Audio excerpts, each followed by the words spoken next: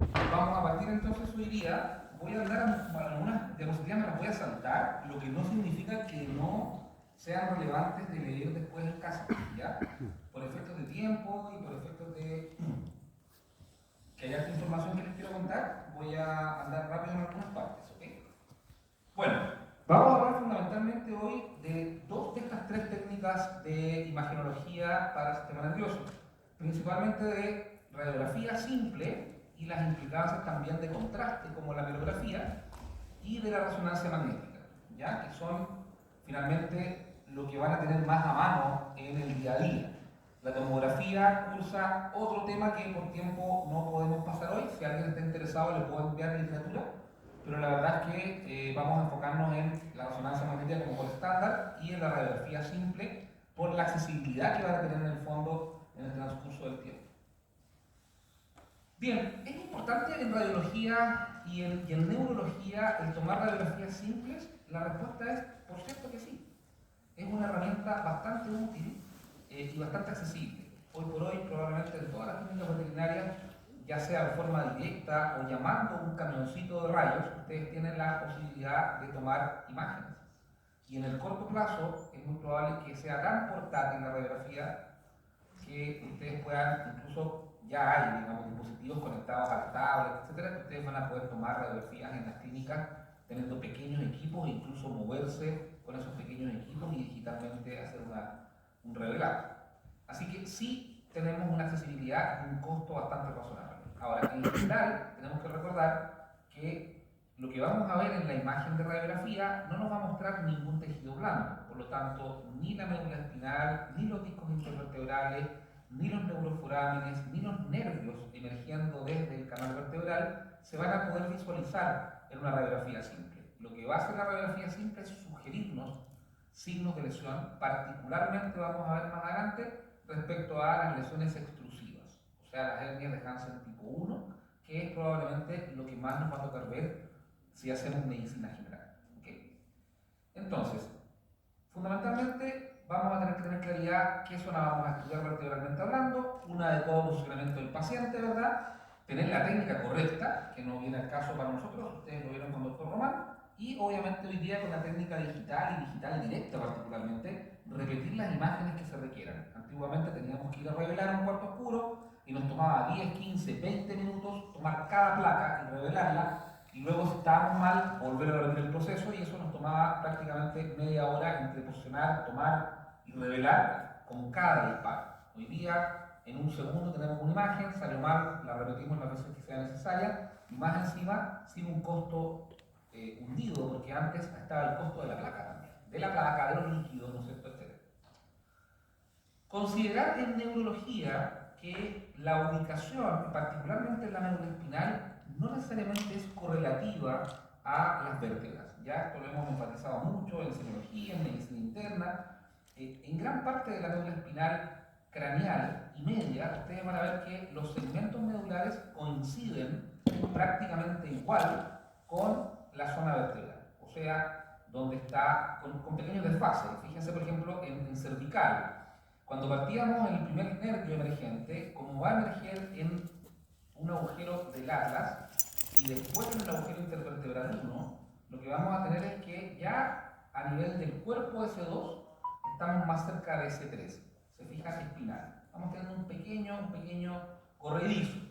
Y a nivel tóraco-lumbar es bastante semejante. Pero fíjense lo que ocurre en el lumbar. En lumbar, la médula espinal termina más o menos en el E5 y hablando en términos espinales, y vertebralmente continúa hasta más o menos la emergencia a nivel sacral. O sea, la médula espinal terminó, si hay una fractura en el E5, el E6, puede que el perro no tenga problemas para caminar, pero si la lesión es incluso más caudal, el perro va a tener normalidad en la marcha. En cambio, si esto ocurre un poco más craneal, como se va a afectar la médula espinal en sí, el paciente probablemente tendrá problemas de marcha. Y eso es súper importante de considerar. La intumescencia lumbar, o sea, donde nacen los nervios para las extremidades pélvicas, está más adelante que las vértebras con el mismo número. Y eso es súper relevante en términos de posicionamiento. ¿Ya? Para que lo consideren y lo recuerden, porque lo hemos hablado muchas veces. Dentro de las radiografías que vamos a tomar a nivel de columna, tenemos considerar que el posicionamiento es clave, porque estamos viendo estructuras que son pares. Entonces, si estamos viendo dos procesos articulares, uno a cada lado, si yo lateralizo al paciente y el paciente está oblicuo, la imagen va a salir superpuesta y ya está mal tomada la imagen y ya no es diagnóstica. Entonces, un juicio crítico súper relevante para ustedes como clínicos es cada vez que vean una radiografía, es evaluar si está correctamente posicionado el paciente, porque de lo contrario está todo secado. Todo está secado, todo. Si hay un espacio intervertebral reducido, puede ser angulado, puede ser una diagonalidad en la posición, puede ser superposición de estructuras. Entonces, si ustedes no toman una buena imagen o no interpretan una adecuada imagen, van a cometer errores garrafales sin darse cuenta. Entonces, por ejemplo, si queremos hacer un estudio lateral, tenemos que considerar que tiene que haber un paralelismo entre los procesos articulares de cada lado para que se superpongan en la imagen y yo vea un todo. Si no, voy a secar la imagen. Lo mismo en una ventrodorsal. Tiene que haber un paralelismo donde al centro de la imagen quede la apófisis espinosa. ¿Ya?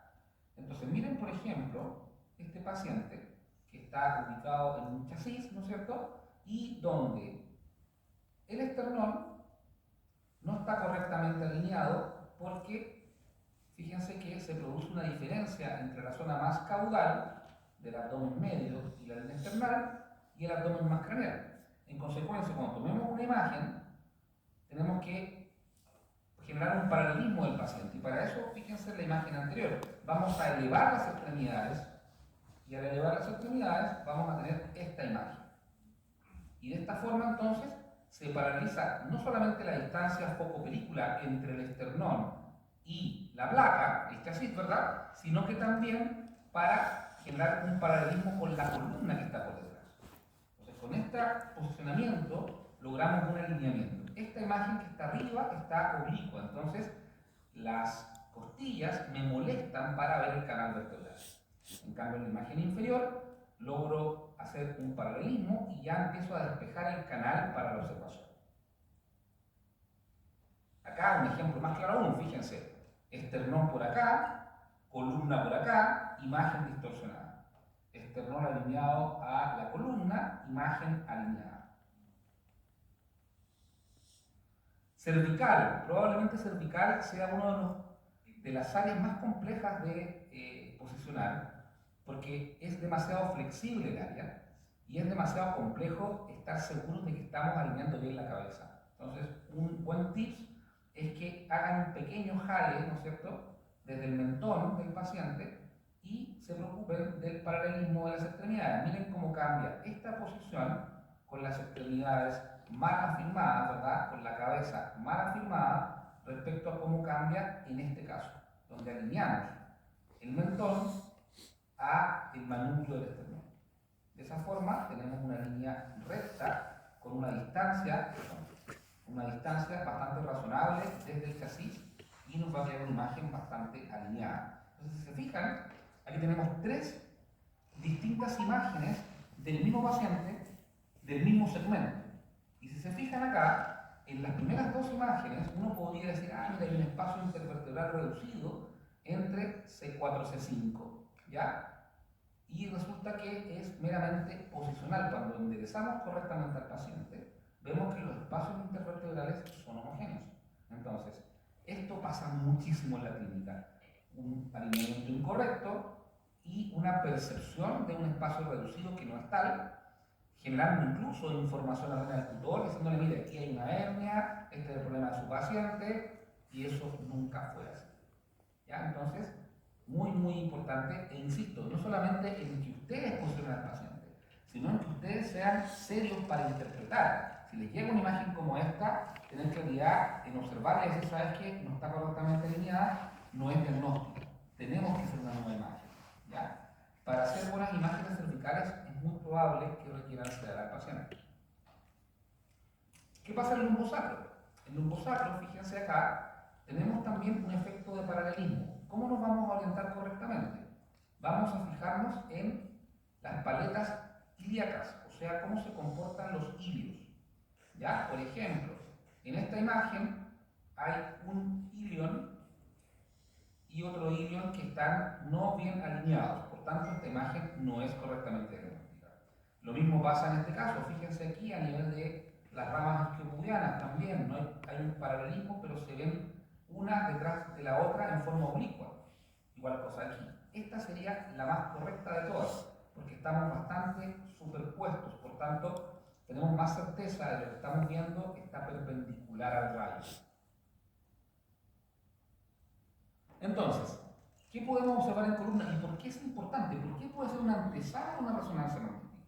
Fundamentalmente porque es económico, porque es rápido, porque es barato y porque las vistas laterales habitualmente, al menos para hacer un screening, no requieren sedación. Tomo una radiografía toracolumbar lateral, si tengo suerte y posiciono razonablemente al paciente cervical, y aún no cojo, aun cuando yo no posicione correctamente al paciente, por ejemplo, porque no lo puedo sedar, porque tiene alguna cardiopatía, porque no conozco su estado general, etcétera, lo que me permite esta radiografía, aun cuando no esté bien posicionada, es descartar elementos. Yo podría descartar evidentes luxofracturas, podría descartar neoplasias óseas, podría descartar reacciones periostales. O sea, de todas maneras, la imagen, aun cuando el paciente no me permita alinearlo correctamente, me permite descartar eventos. Por lo tanto, tampoco quiero ser excesivamente ortodoxo y decirle, no, si es que no lo pueden sedar, no tomen la radiografía. Si la radiografía les va a entregar información que necesitan descartar, como luxofractura, etcétera, lo que he mencionado recién, igual la imagen les va a servir, ¿ya? Pero obviamente para el detalle de una lesión intervertebral, posiblemente no va a ser la mejor herramienta, ¿sí? En todos estos casos, aquí también pueden ver luxofracturas, pueden ver discoespondilitis, discoespondilosis, osteoartritis, osteoartrosis. O sea, pueden descartar cosas aun cuando el posicionamiento no sea el más correcto, ¿ya? Pero para buscar una hernia de disco exclusiva, por cierto que el alineamiento tiene que ser preciso. Entonces, ¿qué otras cosas vemos con la radiografía simple? Aparte de lo que ya he comentado, bueno, si hay vértebras supernumeraria, si hay vértebras deformes, hemivértebras, etc. El tamaño, la forma, ¿cierto? La densidad de un paciente que tenga algún trastorno hormonal o algún trastorno del calcio y que tengamos un hueso que esté menos denso, por ejemplo, también es algo que podemos evidenciar en estos casos. Y por supuesto, el alineamiento, como les dije, y los espacios intervertebrales que van a ser muy útiles para neurología en particular en estudio de hernias de disco. Entonces, siempre para estudiar una radiografía en neurología y en general, el doctor Román solamente les va a decir, ya les ha dicho, una de las cosas más relevantes es la comparación de estructuras adyacentes, ¿ya?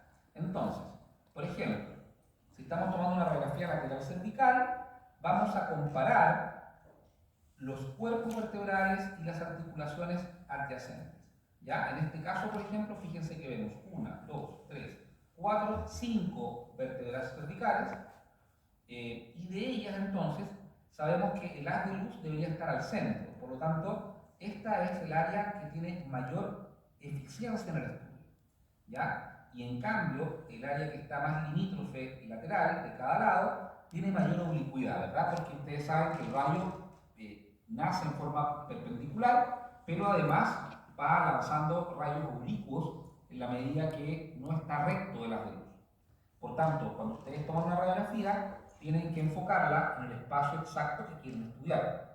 Por ejemplo, lo que pueden hacer también es tomar una radiografía general de un segmento cervical en este caso, y donde les merezca duda, luego enfocan la siguiente radiografía, la siguiente imagen. Y proyectan entonces que el haz de luz caiga justo, por ejemplo, C3-C4. Y estudian C3-C4 sabiendo que el haz de luz está directo. ¿Por qué? Por el clásico efecto superposición, ¿verdad? Y de oblicuidad. Si yo veo una imagen de frente así, no es igual que yo la vea así, ¿verdad? Voy a tener un efecto de oblicuidad que me puede, por ejemplo, dar la imagen de, hoy parece que este espacio está reducido, pero en realidad es angular. Y van a ver cómo se ve diferente cuando yo coloco las de luz en el área exacta que quiero estudiar. Eso es súper relevante porque genera mucha confusión. Entonces, canal alineado, ¿cierto? Comparativa y, muy importante, orientarnos. Ya, perfecto, encontramos un defecto. Supongamos que hay un defecto donde está la flecha roja aquí en esta zona, ¿no es cierto? Y tenemos que identificar dónde está ese defecto.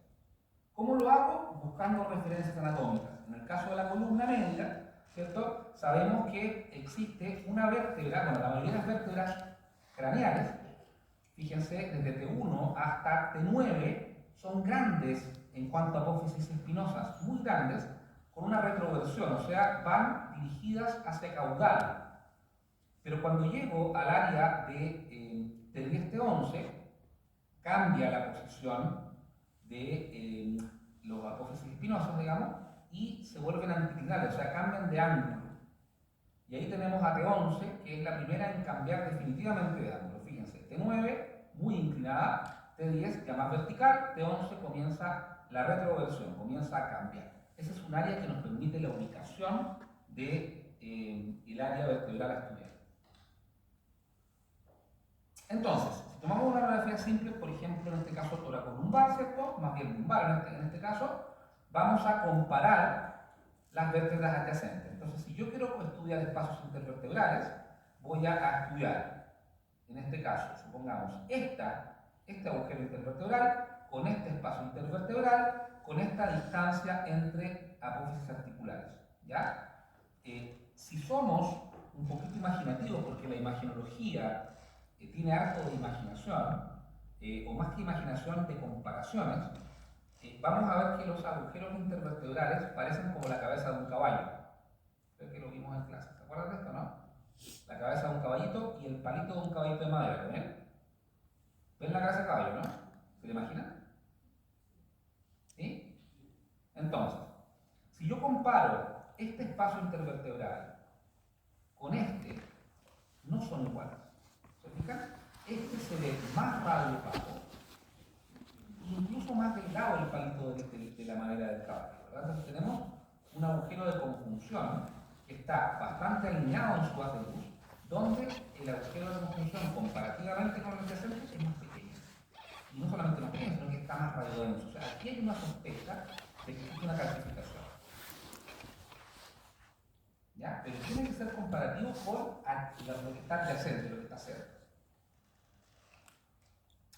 Entonces, en una hernia extrusiva, por ejemplo, miren qué interesante, porque aquí tenemos espacios intervertebrales que normalmente se ven radiolúcidos, o sea, radiolúcidos, ¿verdad? Porque no hay nada aquí, es solo tejido blando. Pero fíjense lo que pasa en la imagen de la derecha. A nivel intervertebral hay una zona hiperdensa. ¿Ya? ¿Por qué está hiperdensa? Porque está mineralizada, o sea que hay discos intervertebrales que están mineralizados. Y las cabezas de caballo, en particular la del centro de esta imagen, está reducida. O sea, esta imagen es altamente compatible con una lesión exclusiva. ¿Por qué decimos entonces, si hay una radiografía que es altamente compatible, altamente concordante, por qué no puede ser el diagnóstico definitivo de la radiografía simple?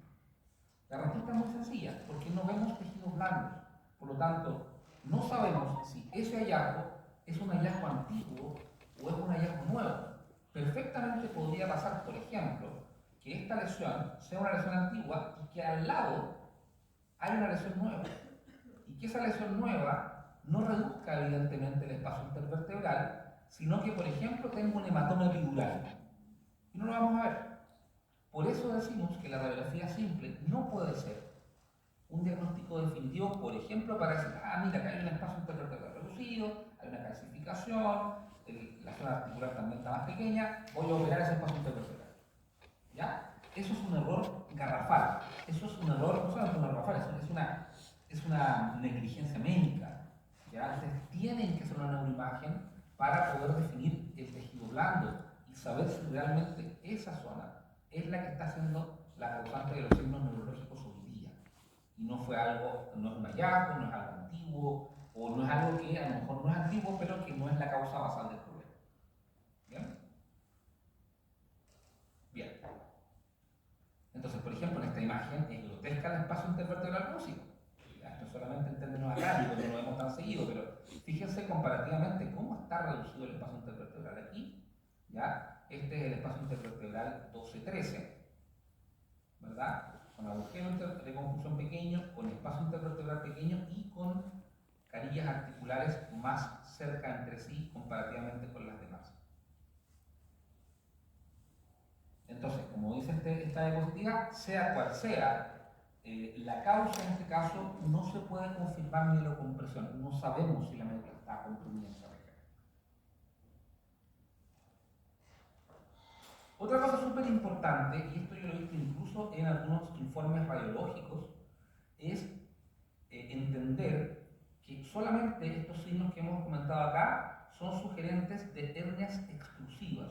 ¿Por qué? Porque si nos acordamos de la fisiopatología de la hernia exclusiva, nos vamos a acordar que el núcleo pulposo está metaplaseado, ¿se acuerdan? Y además de estar metaplaseado, se rompe el anillo fibroso y ese contenido sale al canal vertebral.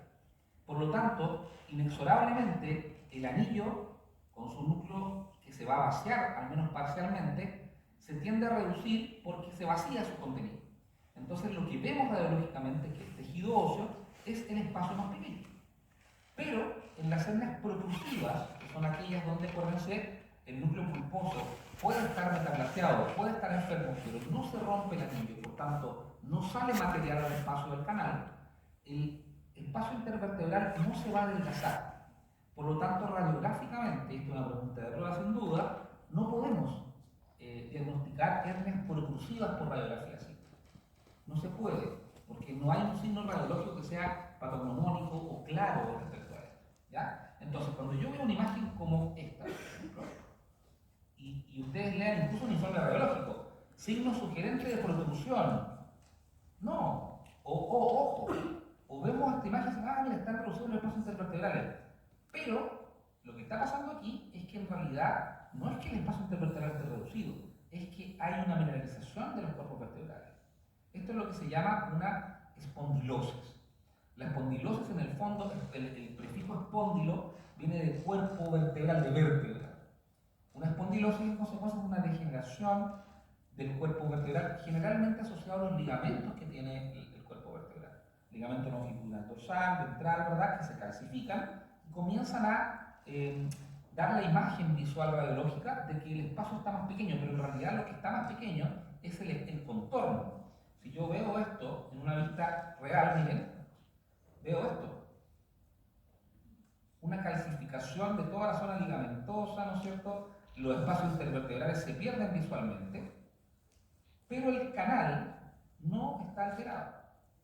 Entonces, cuando yo veo esto radiológicamente, por ejemplo, que también pasa muchísimo en neurología, que te llega un paciente derivado porque el perro no puede caminar, tiene claramente signos, ojo con esto, mielocompresivos, o sea, algo está afectando el canal, y los colegas ven esta radiografía y dicen, por eso no camina su perro, tiene una espondilosis.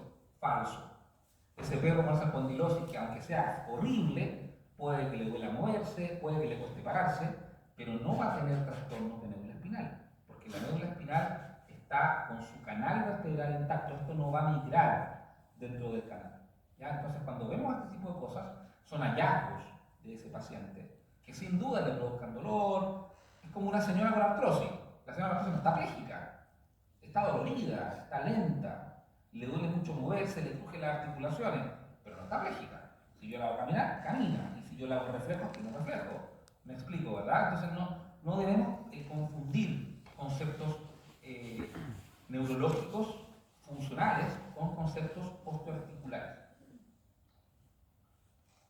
Bueno, obviamente las fracturas van a ser un gran diagnóstico. El microchip, muchas veces tomamos radiografías simples previos a una resonancia magnética porque el microchip nos va a generar ruido en la imagen, nos va a alterar la imagen. Y vamos a ver hoy día que con mayor razón en los nuevos resonadores de alto campo, es más aún el artefacto que produce un microchip. Entonces, ver dónde está ubicado el microchip y tener claridad de la distancia que yo quiero estudiar, si el microchip está muy cerca del área que yo necesito estudiar, va a haber que sacarlo. Si lo podemos mover, lo movemos. Ya, tal vez con un puntito subcutáneo lo jalamos un poquito, pero de lo contrario hay que sacarlo. ¿Ya? Y eso es un procedimiento pseudoquirúrgico, hay que anestesiar, hay que abrir y hay que sacar. ¿Ya? Me ha tocado más de una vez que me hacen me sacan un microchip en el centro de resonancia y llega una tremenda herida y entonces hay que operarlo y esa herida molesta al área quirúrgica. Entonces hay que conversar también con los colegas de, oye, sean un poquito menos invasivos para buscar el chip. ¿Ya? Ubíquenlo bien en radiografía y después hagan una sesión pequeñita, ojalá, y no así para sacar el chip. ¿Ya? Porque eso puede complicarnos para eventuales cirugías de urgencia. Bueno, y cuando yo digo neuroimagen, al final lo que estoy refiriéndome es cuando yo soy capaz de interpretar lo que pasa en los tejidos blandos del sistema nervioso central. Eso es lo que vamos a considerar una neuroimagen. Entonces, ¿la radiografía simple es neuroimagen? No.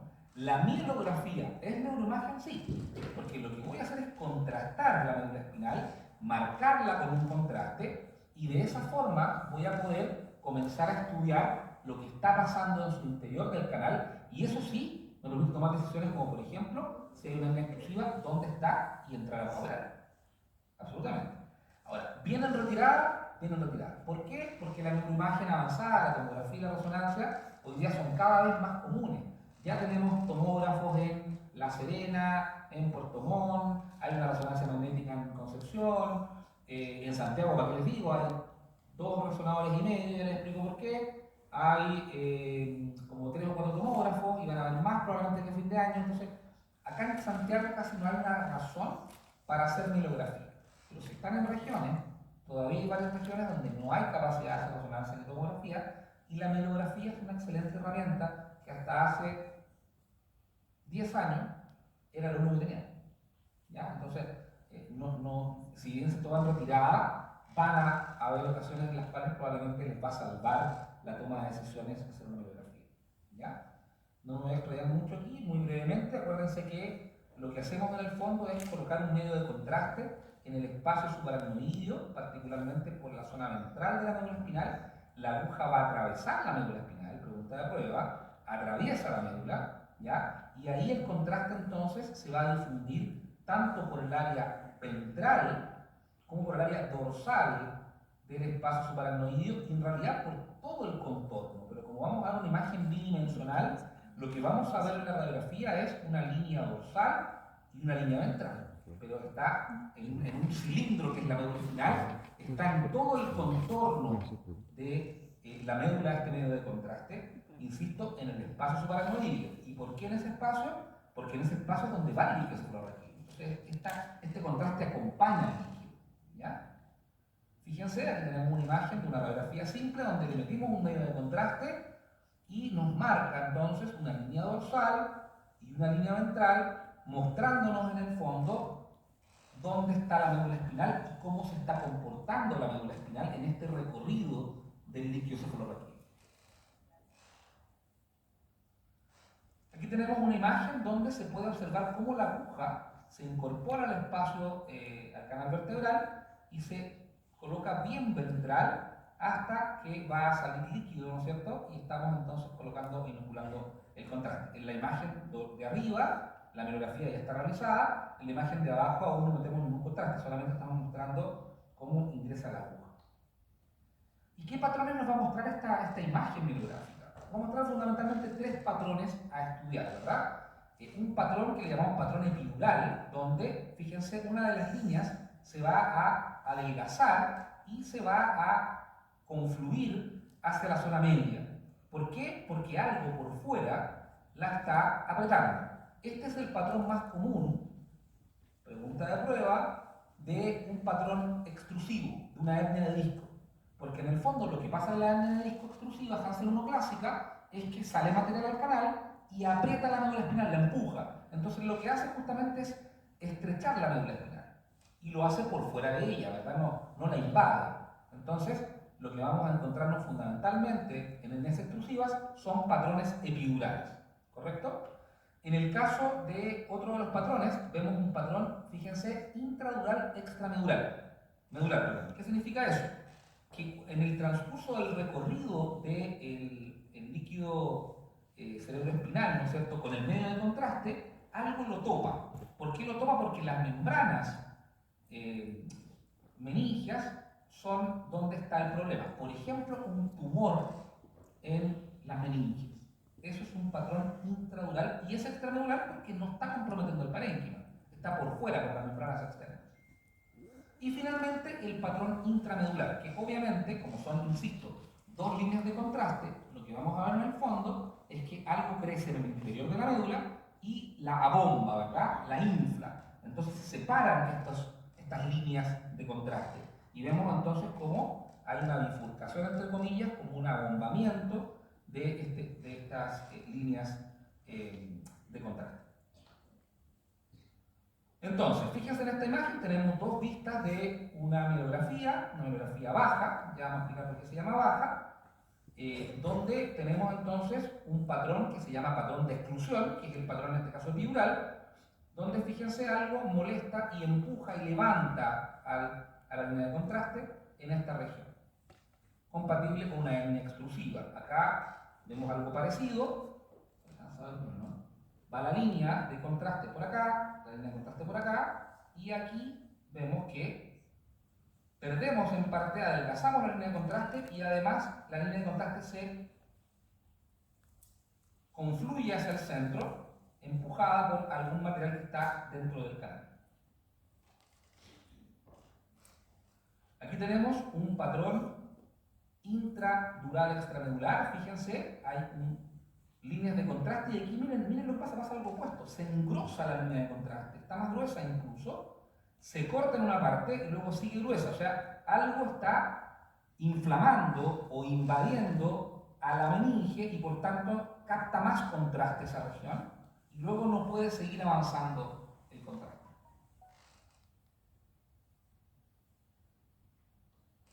Bien, entonces, ¿para qué usamos la bibliografía? Fundamentalmente la vamos a utilizar para confirmar etnias exclusivas. Es nuestro principal objetivo. Si mi objetivo es descartar un tumor intraespinal, traten de ver la posibilidad de trasladar al paciente a un centro de tomografía o, mejor aún, a un centro de resonancia. ¿Ya? La bibliografía hoy día yo la justificaría fundamentalmente para la urgencia quirúrgica. Tengo que operar a este paciente porque me sospecho una hernia exclusiva, perfecto, hago la bibliografía de urgencia, identifico y opero. Si tengo cualquier otro tipo de alteración que no es de urgencia absoluta, como un tumor presunto, como por ejemplo una lesión intramedular, que puede ser un accidente vascular, por ejemplo, primero que no me va a dar probablemente ningún patrón la bibliografía. Y segundo, que no hay que olvidarse que la bibliografía es una técnica invasiva, requiere entrenamiento quien la va a hacer. Y también hay riesgo de que al generar un ingreso a la médula espinal, atravesándola y llegando al espeso supraarnoideo, yo puedo inducir mielomalacia, o sea, puedo inducir la muerte de la médula espinal por un lado, y además de eso, puedo generar aumentos de presión intracraneana, si este líquido lo coloco a una velocidad inapropiada, o incluso alguna infección. Y en cualquier circunstancia está el riesgo de que el paciente empeore, ¿ya? ¿Para qué les digo si es un paciente policontuso? Es un perro que está politraumatizado, que está tequeado, que está hemorrágico, y la médula está contusa y la médula está hemorrágica. Si yo inoculo un medio de contraste y funciona la médula, lo más probable es que el perro empeore. Por ende, esto está contraindicado en casos de trauma. ¿Ya? No deberíamos usar la bibliografía en caso de que haya un trauma de atropello, que haya una contusión múltiple, no se recomienda. Y como dice aquí abajo, fíjense en celeste, ¿verdad? No hay ninguna razón para decir la mielografía es superior, comparando la técnica, a la tomografía o a la resonancia, ninguna. ¿Ya? Siempre va a ser superior la tomografía y siempre va a ser superior la tomografía a la resonancia para el diagnóstico de tejido blanco espinal. Bien.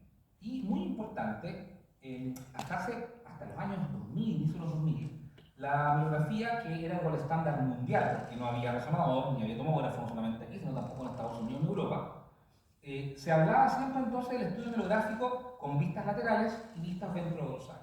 Pero, con el paso del tiempo, se creó un concepto muy interesante, que es las proyecciones oblicuas. Ya se las muestro.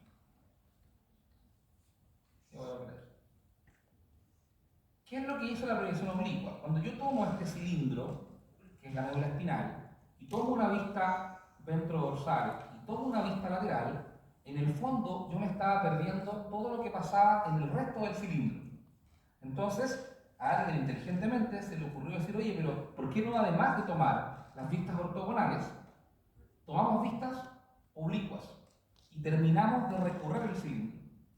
Y nos cambió la perspectiva de la bibliografía, porque nos permitió una cosa que antes quedaba en duda, que es, por ejemplo, decidir cuál lado de la médula espinal estaba comprometido que otro. Entonces, De estas vistas simples, que veíamos solamente un ángulo del cilindro, ¿verdad? O sea, o lo veíamos en ventro dorsal o en lateral lateral, empezamos a hacer proyecciones oblicuas y fíjense entonces, pudimos cubrir, no solamente en este caso en la vista ventro dorsal, este espectro, porque en la vista ventro dorsal vemos esto y esto, ¿verdad? Superpuesto.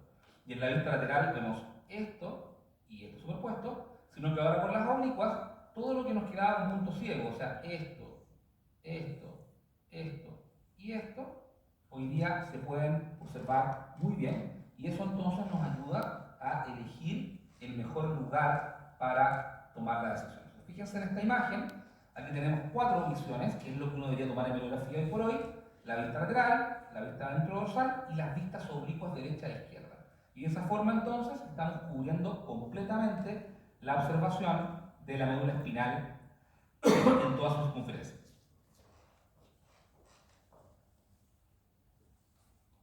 Bien, el medio de contraste que vamos a utilizar, bueno, las precauciones, por cierto, pacientes epilépticos, ojalá hacer técnicas siempre bajas. ¿A qué me refiero con baja y alta? La técnica alta me refiero que se hace para estudios cervicales y es a nivel de la cisterna magna, ¿ya? En cambio, la técnica baja la hacemos para estudios toracolumbares y lumbares lumbosacros y se hace a nivel de L5, L6, L4, L5, ¿bien? Por supuesto, pacientes con pulmonopatía, ya dijimos los politraumatizados, los que tengan enfermedades inflamatorias sospechadas a nivel de la meninge, ¿verdad? Y bueno, obviamente si hay algún tipo de alteración dermatológica cerca del área de punción, también puede ser un riesgo. Vamos a usar un contraste iodado, y ahí después revisan las dosis, no tiene mucha relevancia en este momento. Y fíjense, aquí es donde vamos a mirar en qué zona vamos a colocar el medio de contraste. Vamos a ubicar entonces el espacio intervertebral L5, L6 o L4, L5 y vamos a colocar una aguja que va a topar con el canal vertebral a nivel ventral y vamos a retraerlo un poquito para que salga líquido, ¿ya? Y de esa forma entonces va a empezar a ingresar el contraste a la médula espinal. Técnica alta entonces a nivel de cisterna magna.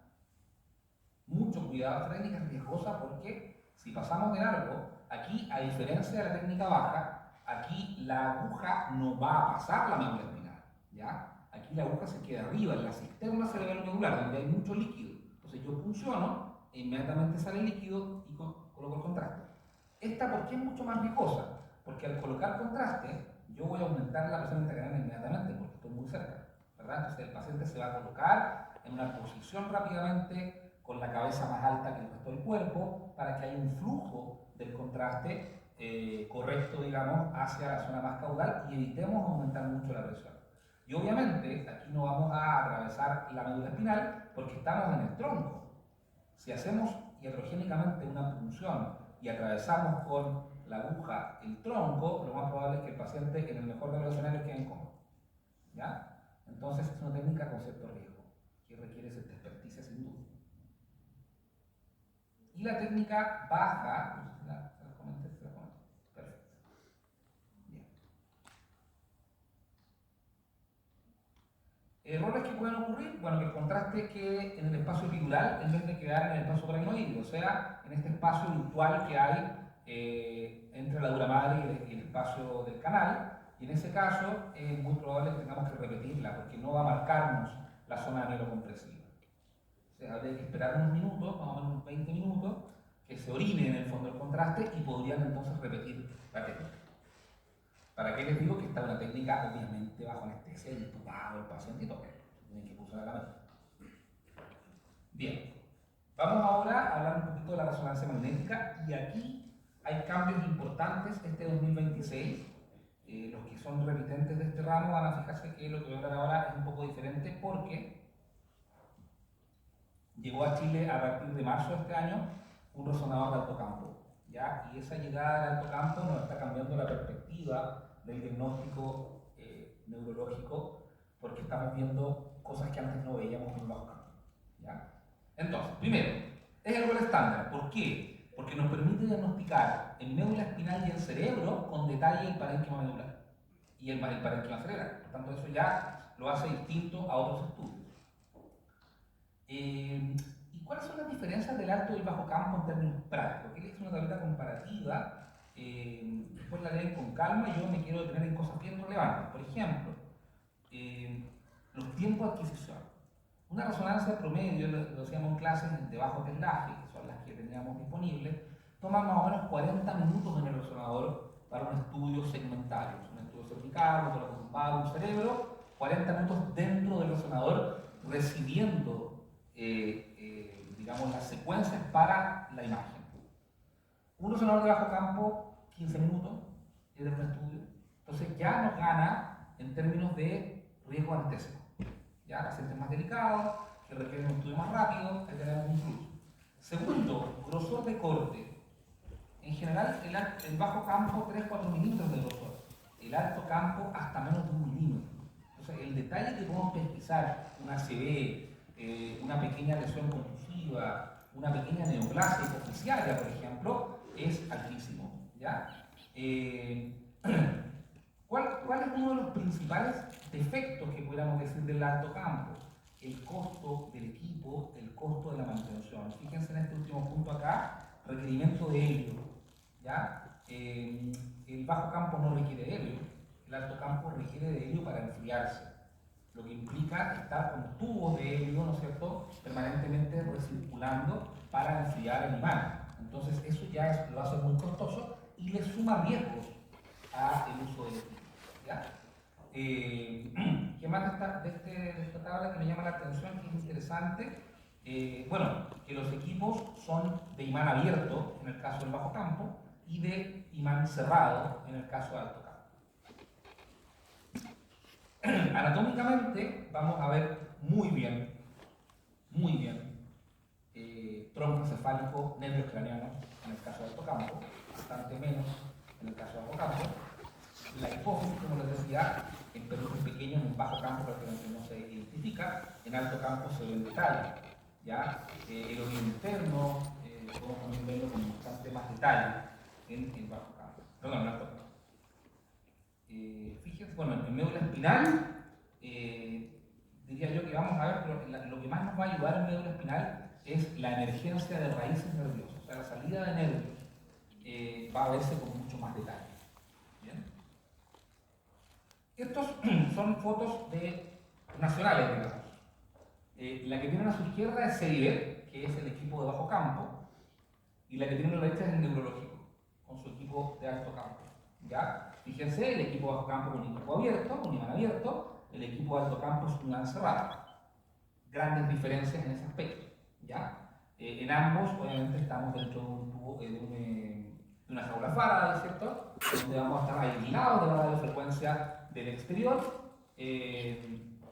pero hay varias diferencias en cuanto a la estructura.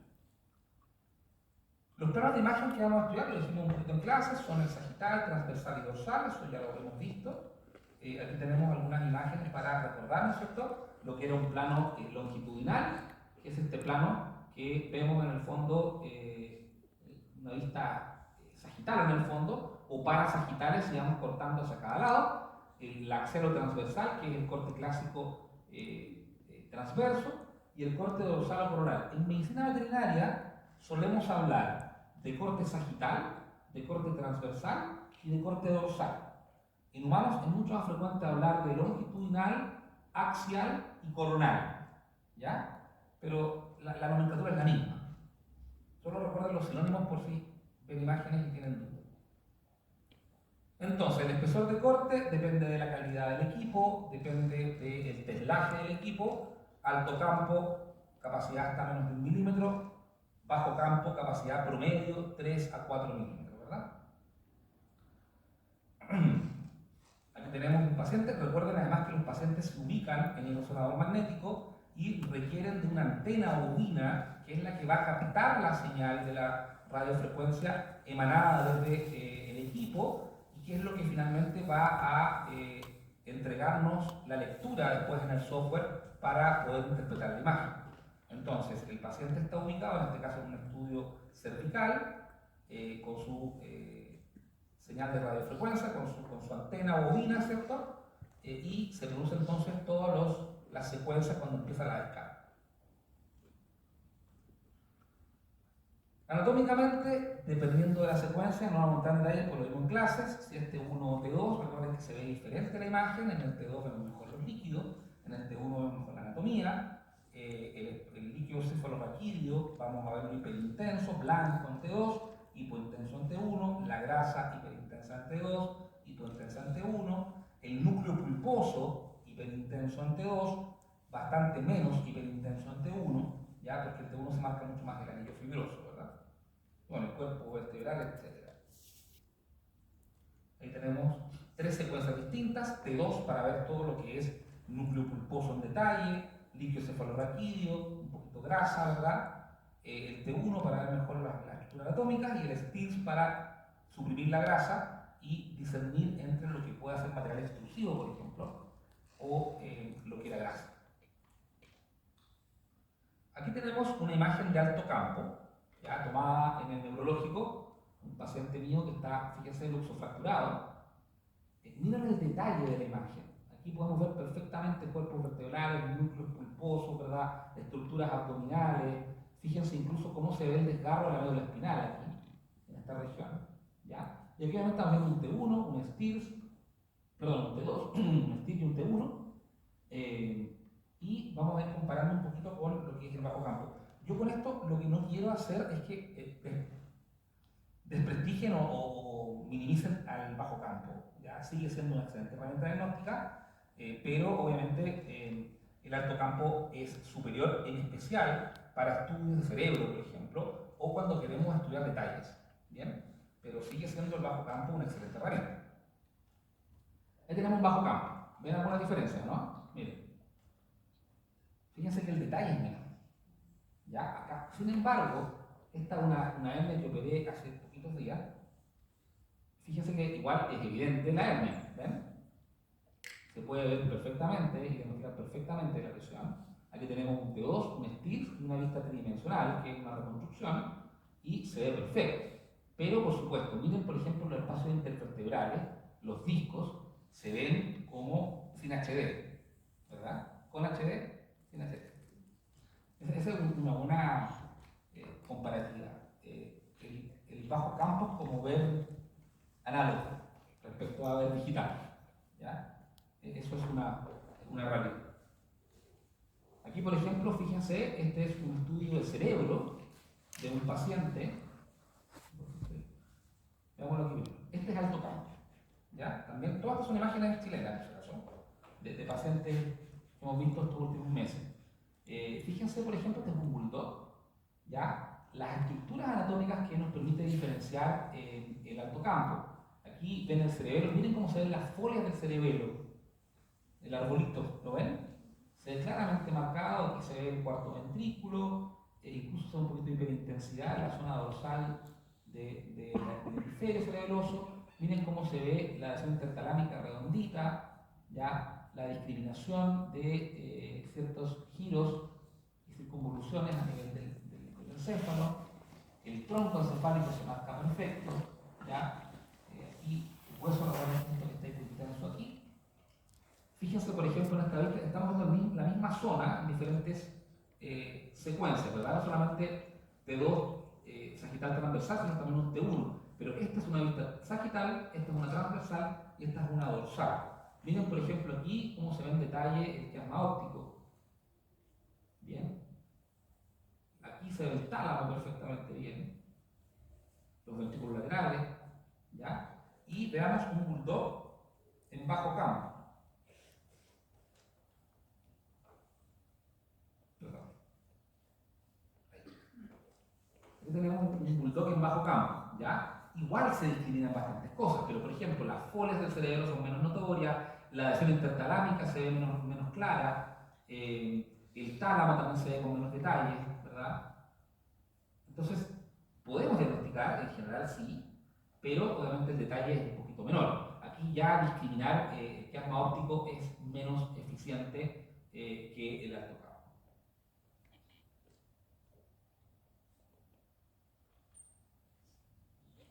¿No hay preguntas? ¿También tiene mucho sueño? ¿Sí? ¿No? ¿Tienen voz? Bien. Visto una vista transversal a nivel de la médula espinal, bueno, solamente repasando un poquito, ¿verdad? Tenemos estructuras óseas, tenemos la médula espinal en sí misma, tenemos la grasa epidural, que se va a ver. Y aquí esto es importante, la grasa epidural, dependiendo del área, puede verse hiperintensa entre 1 y T2. Ya aquí, esta es una muestra de aquello, digamos. Miren cómo se ve en T1 la grasa y en T2 muy semejante. ¿Dónde está la diferencia? En el núcleo pulposo. Miren cómo se ve el núcleo pulposo en el caso del T2, muy hiperintenso, mucho menos en el caso del T1, y se fijan que es como un corazoncito el núcleo pulposo normalmente, ¿ya? Y con el anillo fibroso alrededor.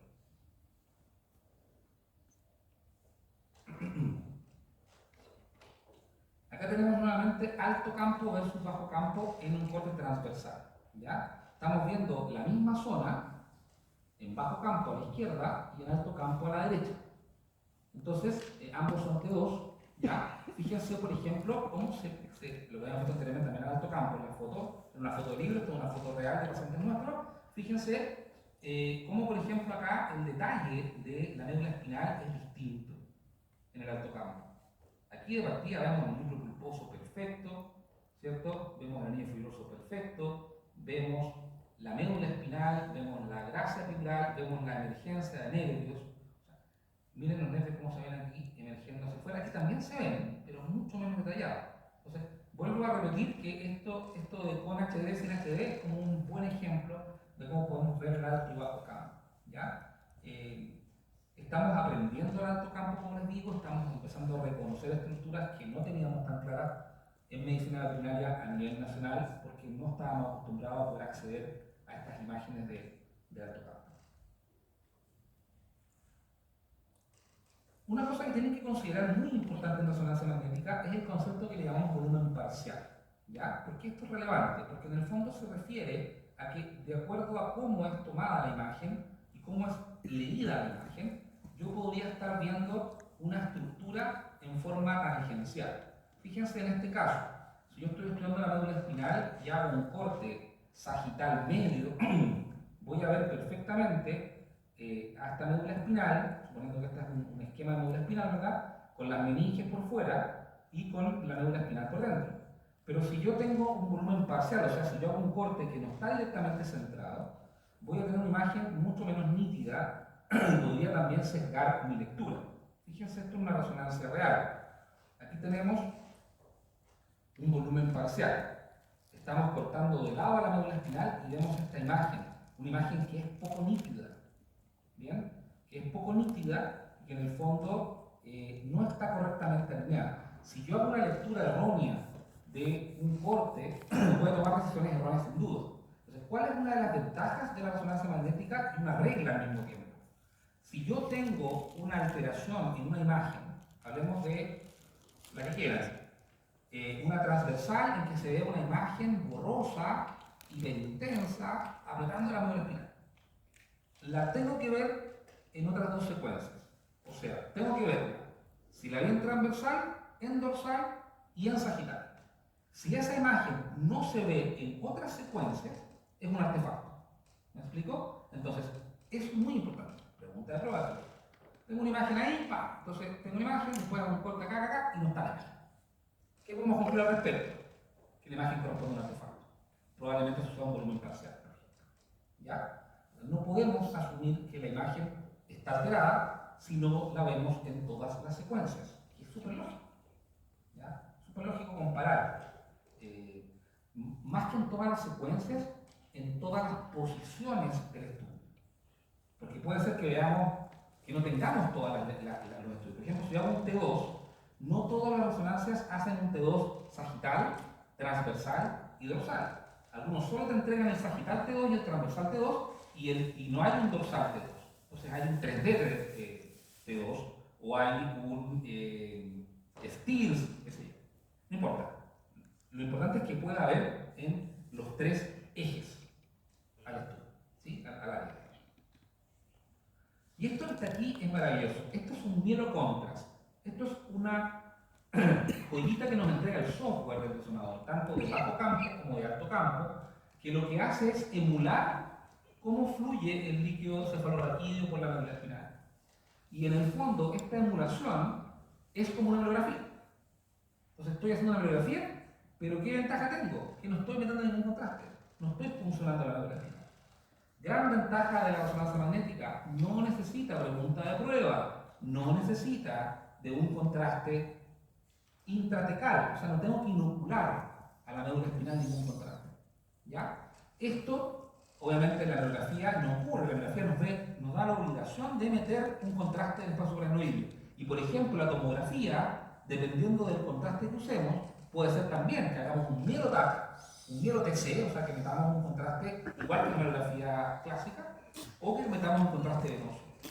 Pero en la resonancia magnética, todo lo que vamos a contrastar va por vía venosa. Por ende, esta imagen, si yo la muestro y les digo, ¿qué puedo ver esta imagen? Y les pongo que se inoculó contraste en el espacio glenoideo, mentira. ¿Ya? Esta es una imagen generada, es una imagen que el software nos entrega solo, suprimiendo todo el tejido y marcando el líquido cefalorraquídeo. O sea, totalmente cero invasión. Y esto de los estudios 3D volumétricos además nos permiten hacer estudios que el software genera con la información de la secuencia básica.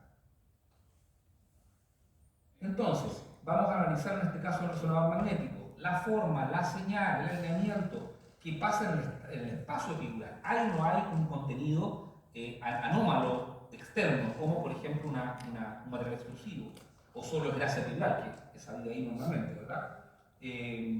Cómo está el parénquima, si hay algún tipo de lesión intraespinal, una contusión, una neoplasia, un espacio cavitario, un espacio con líquido, una siringohidromielia. Hay varias alternativas, pero la resonancia nos entrega esa información. Si tuviéramos que decir un defecto de la resonancia, bueno, uno es que molestan las cosas ferromagnéticas, ¿cierto? O sea que no podemos colocar un implante ferromagnético, tiene que ser un implante no ferromagnético, y eso es súper importante protocolarmente. Cuando ustedes tienen un resonador magnético, trabajan en uno o cerca de uno, hay que educar a todo el entorno, a la señora Gaseo, que no entre con celular, que no entre con tarjetas de crédito, que no entre con un llavero, ¿cierto? Que no entre con una imagínense la señora entra con un crucifijo, por ejemplo. ¿Ya?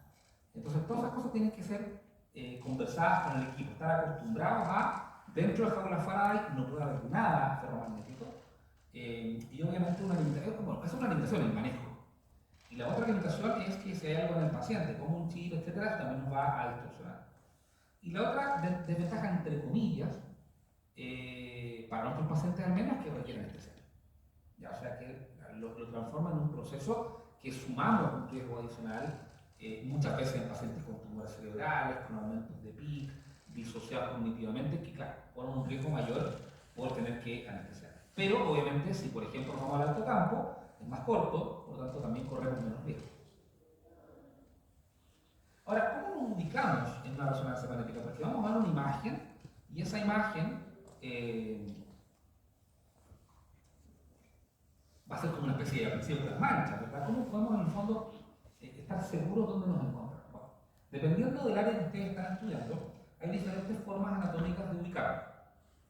En el caso de las vistas toracolumbares, vamos a funcionar mucho con las costillas, ¿ya? Las costillas nos permiten ubicarnos. Por ejemplo, en una vista dorsal, ustedes ubican la última costilla y, ojo, van a ver que los informes siempre sostienen. Se asume que la última costilla es la número 13. ¿Por qué se asume? Por vértebras supernumerarias o por agenesia vertebral. Perdón, agenesia costal. Entonces, vamos a ver esa zona y vamos a asumir, porque no siempre vamos a tener una imagen panorámica que nos permita contar las 13 vértebras. Lo más probable es que en un estudio toracolumbar ustedes vean más o menos de T5 más o menos hacia caudal. Entonces yo no puedo contar las 13 vértebras. Por eso asumimos que la última vértebra es la T13. Ahora, ¿eso es relevante desde el punto de vista clínico? La verdad es que no es relevante desde el punto de vista clínico, ni quirúrgico. Lo que yo sé es, por ejemplo, ya, aquí está la lesión, en T13LU. Si aquí está la lesión, y esto hubiera una agenesia costal, por ejemplo, y esta fuera T12, me da igual, porque yo cuando me meta a operar, sé que voy a palpar la última costilla y voy a operar el siguiente espacio intervertebral. O sea, no es relevante si era la 12, la 13, no me importa. Insisto, en términos ni clínicos ni quirúrgicos. Puede importarme, estoy estudiando anatomía, pero para el análisis no. Entonces siempre vamos a tener esta forma de orientarnos dónde está el defecto de acuerdo a esta ubicación. Insisto, y vamos a asumir que es la costilla T13, la costilla 13, perdón, por la ubicación que tiene por ser la última. ¿Bien? Y lo mismo aquí, si hacemos una vista sagital, nos vamos a ir corriendo en forma parasagital, o sea, vamos a ir hacia los lados, hasta encontrar la salida, la cabeza de la costilla, de la última costilla. Aquí está la 12, aquí está la 13 y aquí no hay más, entonces estamos en el espacio intervertebral siguiente, que sería T13L1. Bien, esa es la forma de la zona thoracolumbar para ubicarnos con mayor facilidad. Y también, si vamos más adelante, por ejemplo en esta zona torácica, nuevamente, ¿quién nos va a ayudar? Nos va a ayudar la vértebra T9 y nos va a ayudar T10 y T11, ¿cierto? Por lo que conversábamos antes, por la posteroversión, todos los apófisis espinosas torácicas hasta T9 van con su oblicuidad a caudal, eso se llama posteroversión. Pero T9 es la última, la siguiente es más pequeñita y empieza a alzarse, esa es T10. Otra forma también entonces de ubicarnos más adelante, ¿verdad? Si por ejemplo tenemos esta imagen y tenemos un tumor aquí, en esta región, sabemos entonces que esta región es T8, T7, T6. T6, T7 tiene una lesión intraespinal. Y habitualmente nos vamos a ubicar hablando de espacios intervertebrales. ¿Ya? Igual uno da detalles, por ejemplo, supongamos que hubiera una hernia, acá es raro que sea hernia en un paciente, pero supongamos una hernia nueva, supongamos.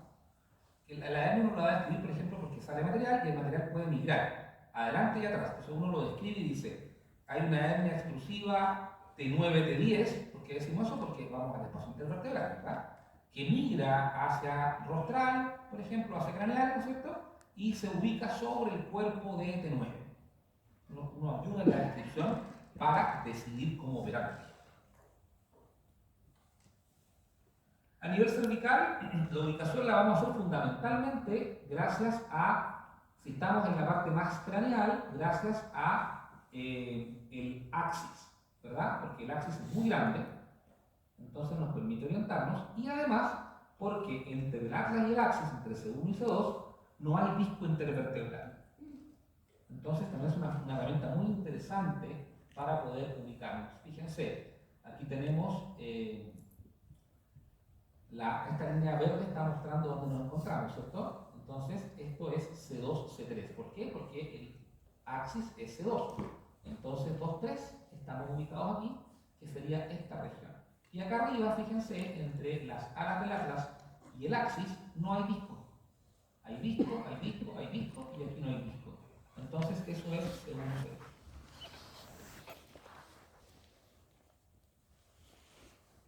A nivel lumbosacro, vamos a ubicarnos buscando obviamente el sacro, que es un hueso muy característico, fíjense que es muy diferente a la última lumbar. ¿Ya? Y aquí también aparecen cosas bien interesantes. Podrían haber, por ejemplo, lumbarizaciones sacrales, o podría estar medio mal formado el sacro y parecer una vértebra lumbar, o podría haber una sacralización lumbar, haber una lumbar que parezca sacro.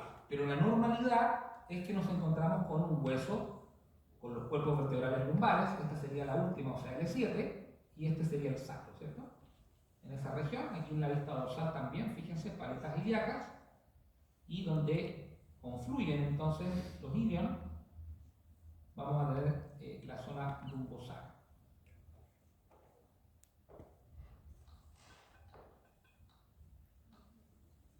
Ahí tenemos una hernia exclusiva, fíjense varias cosas en esta imagen. Primero, hay una vista sagital y hay un mielocontrast. ¿Ya? Entonces, ¿qué podemos hacer en una prueba? Por eso a ustedes les preocupa esto. Puede ser que yo les pregunte y les diga que tengan que identificar la secuencia, la proyección de la secuencia, o sea, esta es una secuencia T2 y es un T2 sagital, y la que tenemos acá es un mielocontrast sagital. ¿Ya? ¿Y qué vemos? Varias cosas. Primero, fíjense en los núcleos pulposos. Se ve esto bajo campo claramente. Se ve reducido. Primera cosa sospechosas. Después, mielocontras, líneas, comillas, líneas de contraste, que no son contraste, ya sabemos, ¿verdad? Líneas del líquido cefalorraquídeo, suprimidas en la región. ¿Qué nos dice eso? Que hay algo que está deteniendo el flujo normal en esa región. Si fuera una mielografía, diríamos que es un patrón epidural, ¿cierto? Algo está por fuera. En este caso, decimos, las líneas aracnoideas o subaracnoideas están suprimidas, lo que normalmente implica que se detiene el flujo, y eso puede ser porque hay un patrón mielocompresivo y porque además hay edema del parénquima, que está evitando el paso normal del líquido, ¿verdad? Aquí tenemos 3 secuencias transversales donde podemos ver, fíjense, cómo hay un material que está empujando a la médula espinal en esta región.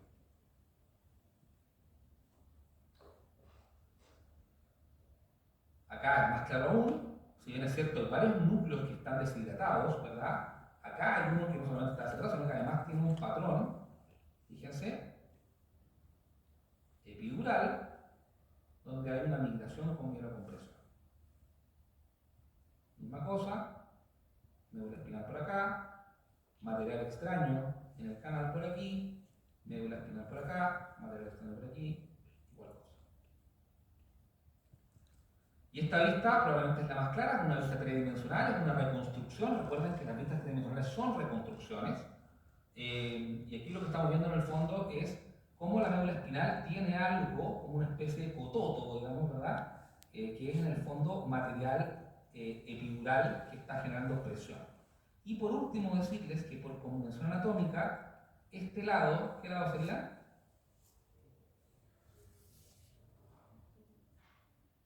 ¿Fuerte? ¿Qué lado sería este?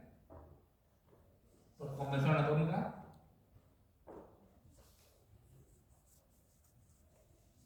Díganme, pues, hay 2 opciones nomás. Izquierda, ¿cierto? La derecha del observador es la izquierda, ¿ya? Pero siempre deben fijarse, porque siempre, en este caso la foto es muy cerrada, pero siempre tiene que estar marcado el lado, y esto es súper relevante, chicos, súper, porque puede perfectamente, en una prueba, dar la vuelta, no solamente una prueba, en la vida, pueden encontrarse con que el tecnólogo está acostumbrado a mirarlo al revés, o me pasó a mí que estuve hace poco en Brasil, que en Brasil la veían al revés. Todos la ven al revés. Y la convención internacional te dice ve siempre la izquierda a la derecha del observador. Pero eso no siempre pasa. ¿Ya? Entonces siempre tienes que estar pendiente de fijarse que esté marcado con una R o con una D, ¿no es cierto?, cuando es la derecha. Y obviamente con una I o una L cuando es la izquierda. Bien, chicos. Fue medio maratónico, pero alcanzamos.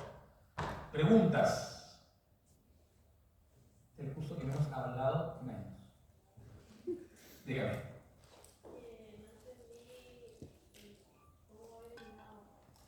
Ah, sí, perdón, es que no tienes cómo ver el lado si no te lo indican. O sea, no es como en rayos, que uno se basa en el estómago, no. Acá no tienes cómo ver el lado en la columna. La única forma es que te lo indique el operador. Entonces tiene que haber una letra, una D de derecha o right, o una L o una I. ¿Ya? Tiene que estar marcado. Si no está marcado, no tienes cómo saber.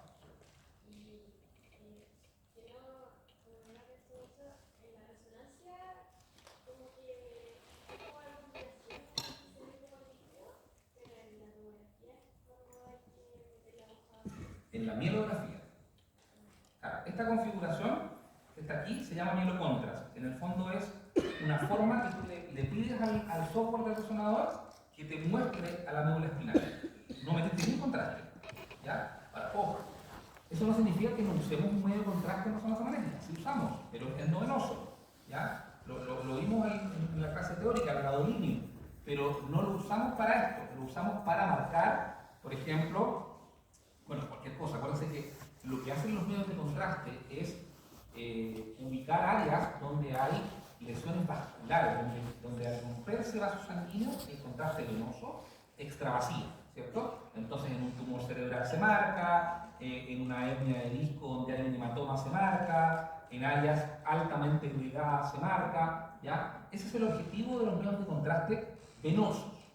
Marcar áreas que estén hiperémicas, que estén congestivas o definitivamente que se hayan roto, que tengan hematomas, que tengan hemorragias, porque nos van a marcar, nos van a mostrar en el fondo qué tan vascular están estas zonas o qué tan permeables están estas zonas. ¿Sí? ¿Más preguntas? Dígame. ¿Se puede saber dónde comienza la caudequina?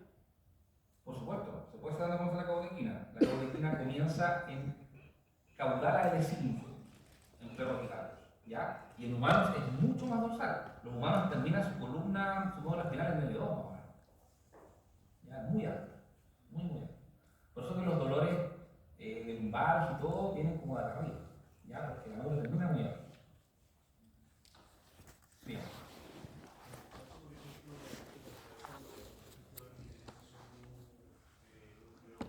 ¿Culposo?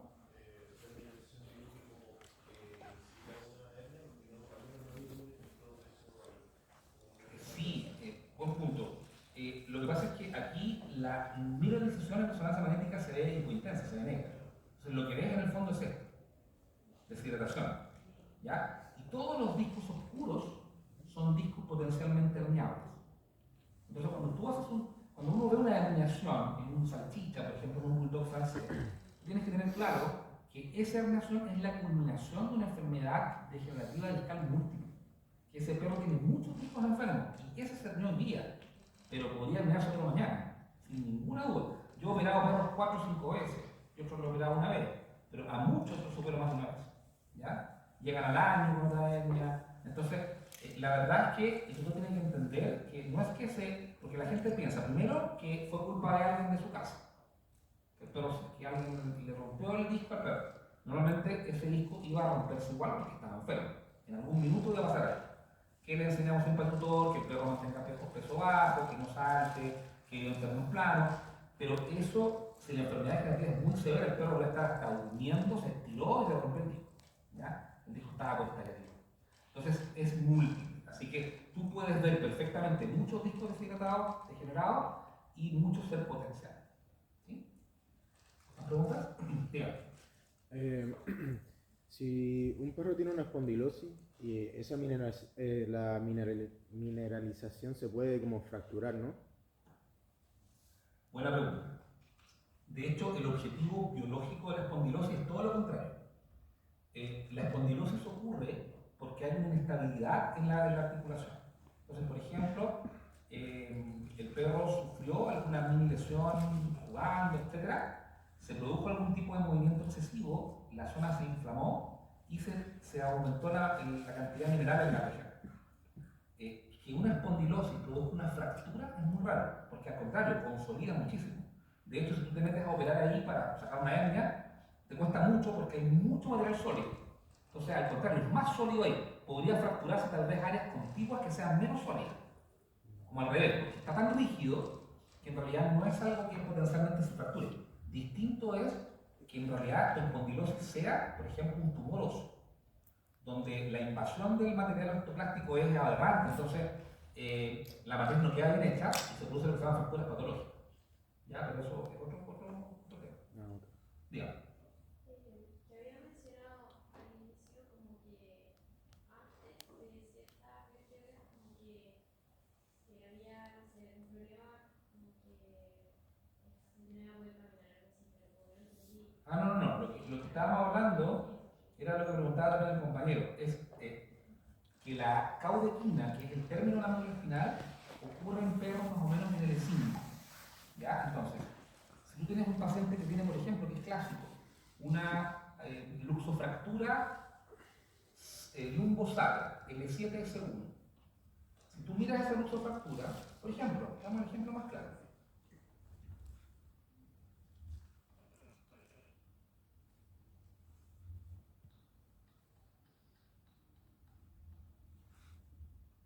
Ese perro camina.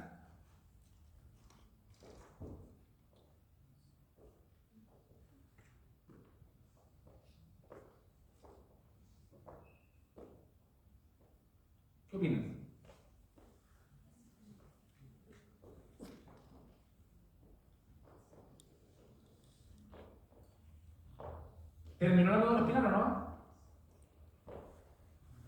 ¿Dónde está fracturado?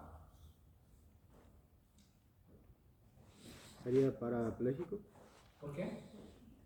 porque por el segmento de la médula que está afectada ¿Cuál es el segmento de la médula que está afectado?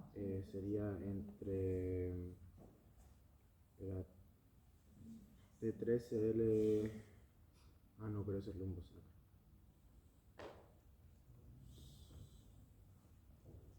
Le voy a soplar, estamos viendo el lumbosacro.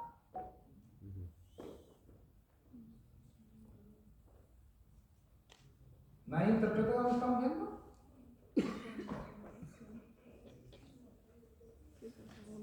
Aquí está el sacro. ¿Camina o no camina el perro? Camina. ¿Por qué camina? Porque la médula espinal terminó por acá.